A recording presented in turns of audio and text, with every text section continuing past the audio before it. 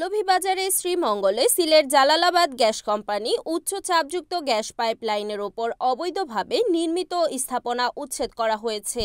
বুধবার সকাল 10টায় শহরতলির মুসলিমবাগ আবাসিক এলাকায় এ উচ্ছেদ অভিযান পরিচালনা করা হয়। অভিযানে নেতৃত্ব দেন মৌলভীবাজার জেলা প্রশাসনের এক্সিকিউটিভ ম্যাজিস্ট্রেট শাওন মজুমদার সুমন ও সিলেট জালালাবাদ গ্যাস টি&ডি সি লিমিটেডের উপমহাব্যবস্থাপক ভিজিল্যান্স প্রকৌশলী মোহাম্মদ আমিরুল ইসলাম। দিনব্যাপী এ অভিযানে ওই এলাকায় গ্যাস পাইপের ওপর ও পাইপের উভয় দিকে 10 ফুট কম দূরত্বে নির্মিত 25টি পাকা ও টিনের ঘর এক্সক্যাভেটর দ্বারা গুড়িয়ে দেয়া হয়।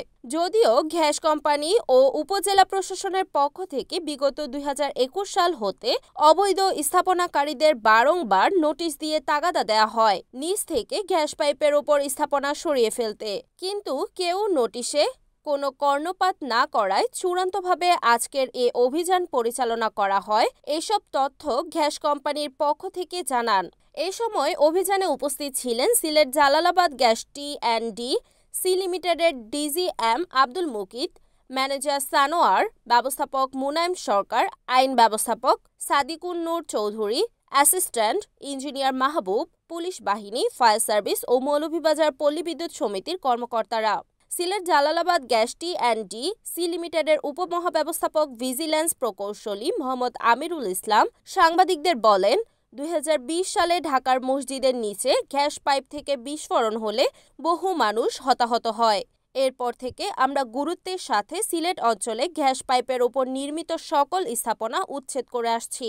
শ্রীমঙ্গল মুসলিমবাগ এলাকায় জালালাবাদ গ্যাস টি&ডি সি লিমিটেডের উচ্চচাপ 500 PCI গ্যাস পাইপলাইনের ওপর অবৈধভাবে নির্মিত 25টি ঝুঁকিপূর্ণ স্থাপনা উচ্ছেদ করেছেন বলে তিনি জানান।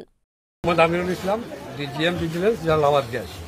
আমরা এই যে উচ্চচাপ পাইপলাইন যেটা আছে নিচে স্থাপিত, এই 500 PSI পাইপলাইন যেটা, এটা যে কোনো সময় দুর্ঘটনা ঘটলে এটার উপরে যারা ঘরবাড়ি স্থাপনা নির্মাণ করেছে আমরা পর্যায়ক্রমে এগুলো ভেঙে ফেলতেছি। আর এটা না বানানোর জন্য আমরা তাদেরকে অনেকবার চিঠি দিচ্ছি, কিন্তু তারা কোনো কর্ণপাত করে নাই। জেলা প্রশাসন থেকেও চিঠি দেওয়া হয়েছে, পত্র দেওয়া হয়েছে। তারপরে রিপোর্ট তিমির বণিক, NAN TV, মৌলভীবাজার।